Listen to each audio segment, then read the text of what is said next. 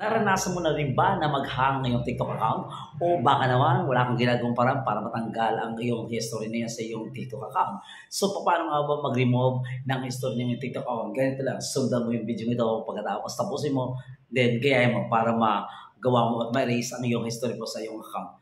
Okay, let's do it na.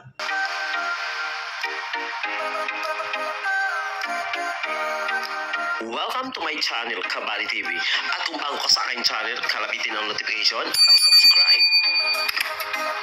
So ayan, maraming tatanong nga sa akin kung paano nga ba talaga mag-delete ng ating mga history mo sa ating account ng TikTok na yun. So napakadali lang, sundan nyo itong video nito para nang sa ganon, ma-delete nyo naman po yung inyong history po ng inyong account sa inyong TikTok. Okay, so unang gagawin po ay pupunta tayo sa may icon ng TikTok. So ito, i-play mo natin. Kiklik po natin yan. Then doon sa bar na may gumagalaw-galaw na yan. So ang gagawin nyo po is maglalagay tayong tuldok. Tuldok, ayan. So pagkatapos search nyo yun, nasa baba. Ayan. So pagkatapos niya, mayroon nakalagay ditong view your watch history na yun. Siyempre naman, i-open mo yan. Pag na-open na po yan, ayan. So, may mga nakalagay na dito. So, 1, 2, 3, 4, 5. So, ngayon lang po ito kasi nag-delete na tayo kanina. Okay. So, i-select po natin sa taas. May nakalagay na select na yun. So, select. Click. Then, may mga bilog tayo dyan. So, ibig sabihin, ayan, select nga po natin lahat para ma-erase.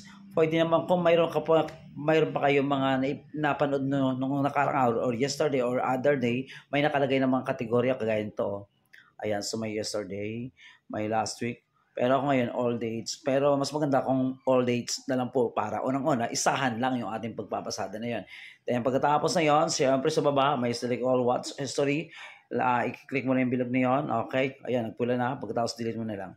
Ayan. So, delete lang.